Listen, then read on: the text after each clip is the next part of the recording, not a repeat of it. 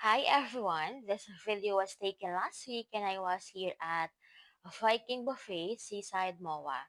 Honestly, I believe most of you have already been here and you already know that Viking is one of the best buffet places out there. So instead of explaining every food in detail, I decided to just eat, enjoy the moment, and relate this whole experience to our real life.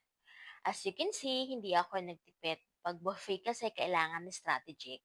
Hindi ako lugi sa buffet because malakas talaga ako kumain. Ang rule ko, huwag munang uminom ng tubig kasi once uminom ka, mabilis kang mabubusog.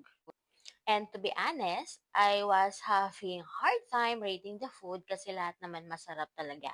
Walang wali, everything was good. Parang in real life, minsan hindi mo kailangan mag-compare, you just appreciate what's in front of you. Now, this was my second plate. At this point, hindi ako nagmamadali. I was enjoying every bite. And again, I won't tell you which food is the best because we all know Vikings already delivers. For me, this experience reminded me that sometimes life isn't about trying everything at once. It's about choosing what you really enjoy. Of course, I still made room for Filipino food. This part feels like comfort, yung tipong kahit maraming choices, may mga pagkain na babalik-balikan mo talaga.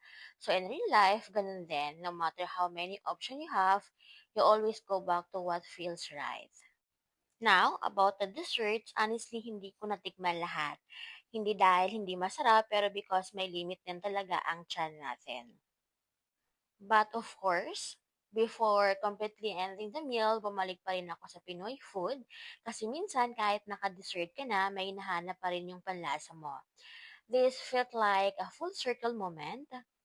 After trying different food, I still ended up with something familiar. And that's how life works too. You explore, you try new things, but in the end, you go back to what grounds you. This experience taught me that even if you don't get everything, as long as you enjoy the moment, panalo ka pa rin. So yeah, I didn't rate the food, I didn't explain everything because Vikings already know for being great. Hindi ko hinabol tikman lahat ng pagkain, hindi ko rin pinilit ang sarili ko. Kumain lang ako what feels right at the moment. And honestly, that's when I felt most satisfied, not because of the quantity, but because I listened to myself. So yeah, this was my Viking Seaside MOA experience last week, not just about food, but about enjoying the process, knowing when to stop, and appreciating the choices you make. Thank you so much for staying until the end of this video. If you enjoyed this kind of content, food, reflection, and real life moments, don't forget to like, comment, and subscribe. I'll see you on my next vlog. Bye-bye!